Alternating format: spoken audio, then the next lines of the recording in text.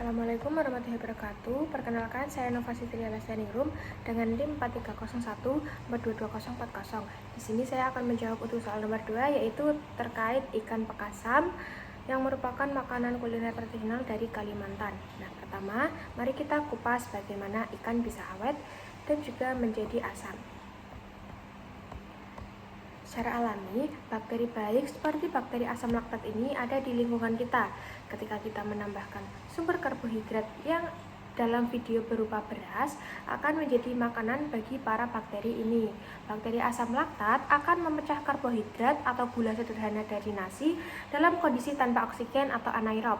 Hasilnya adalah senyawa utama yang disebut asam laktat. Semakin lama fermentasi berjalan, semakin banyak asam laktat yang dihasilkan. Inilah yang menyebabkan rasa pakasam menjadi asam yang khas dan pH-nya turun drastis. Kondisi lingkungan yang asam membuat bakteri pembusuk dan patogen tidak bisa tumbuh dan berkembang biak. Sehingga asam laktat tadi dapat dikatakan berperan sebagai pengawet alami. Sementara itu, enzim-enzim yang berasal dari ikan itu sendiri dan dari mikroba akan mulai memecah protein kompleks pada daging ikan menjadi molekul yang lebih sederhana seperti peptida dan asam amino.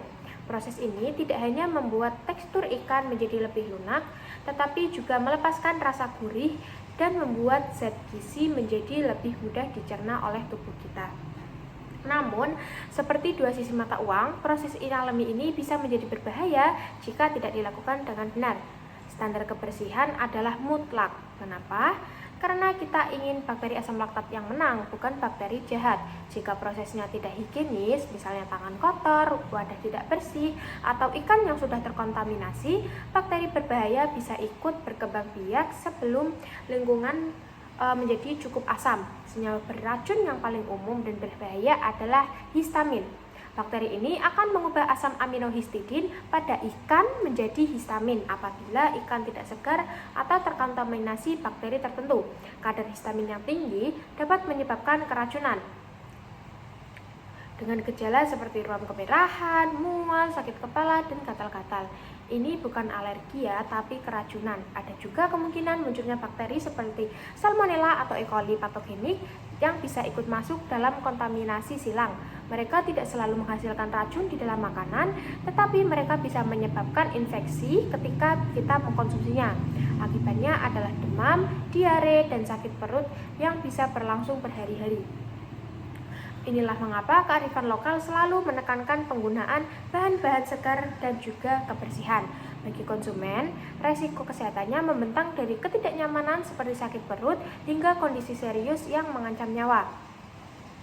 Ini merusak kepercayaan pada makanan tradisional dan bisa menyebabkan wabah penyakit bawaan makanan apabila dilakukan. Di dalam video itu ibunya menyatakan bahwa garam dapur atau garam meja bisa membuat pakasam terasa pahit, sedangkan garam krosok atau garam kasar itu tidak.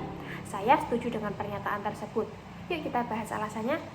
Garam dapur ini merupakan garam yang hampir murni berisi natrium klorida atau NaCl dan seringkali ditambahkan zat anti gumpal atau anti caking agents dan yodium. Pada konsentrasi yang tinggi yang dibutuhkan untuk fermentasi, zat tambahan ini berpotensi memberikan sedikit rasa pahit atau rasa kimia.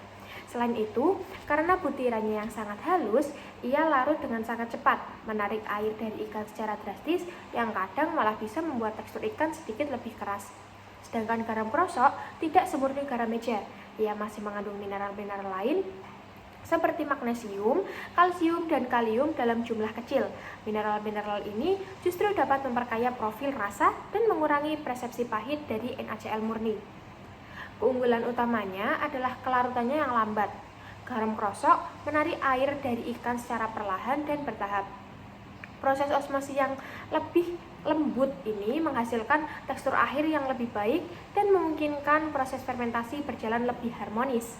Keunggulan masing-masing garam yaitu yang pertama ada garam krosok yang memiliki butiran besar dan larut perlahan. Ia akan bekerja lebih santai, membuat tekstur ikan tetap lembut dan menghasilkan rasa yang lebih alami dan kaya. Namun, layaknya bahan alami, kita harus waspada jika sumbernya tidak bersih, ia bisa membawa kotoran atau kontaminan yang tidak kita inginkan. Di sisi lain, untuk garam dapur adalah pilihan yang lebih praktis Namun walaupun sudah terstandarisasi dan terjamin kebersihannya, karena sifatnya yang cepat larut ini, ia bisa mengejutkan daging ikan dan membuatnya sedikit lebih keras. Selain itu, jika takarannya terlalu banyak, rasa pahit khas garam murni ini bisa muncul dan sedikit mengganggu cita rasa asli pak asam. Nah, sekarang mari kita masuk ke inovasi. Hasil dari data penelitian yang terlampir menunjukkan jumlah total bakteri asam laktat atau BAL pada pak asam dengan berbagai sumber karbohidrat. Ingat ya, semakin tinggi jumlah BAL, semakin cepat dan efektif proses fermentasi. Nah, berarti produk lebih aman dan berkualitas. Berdasarkan data, solusi paling efektif untuk mengoptimalkan fermentasi pak asam adalah menggunakan nasi atau nasi yang sudah dimasak sebagai sumber karbohidratnya. Alasannya kenapa ya? Nah, jadi proses memasak nasi akan memecah struktur pati yang kompleks menjadi lebih sederhana dan membuatnya larut dalam air. Ini seperti menyajikan makanan siap saji bagi bakteri asam laktat. Mereka langsung bisa memanfaatkannya untuk memproduksi asam laktat dengan cepat. Seperti yang sudah dibahas tadi, bahwa fermentasi yang cepat adalah kunci keamanan pangan. Dengan menggunakan nasi, produksi asam laktat akan melesat di awal, yang menyebabkan pH turun drastis. Penurunan pH yang cepat ini akan segera menghambat pertumbuhan bakteri patogen, sehingga meminimalkan jendela risiko kontaminasi dan pembentukan toksin.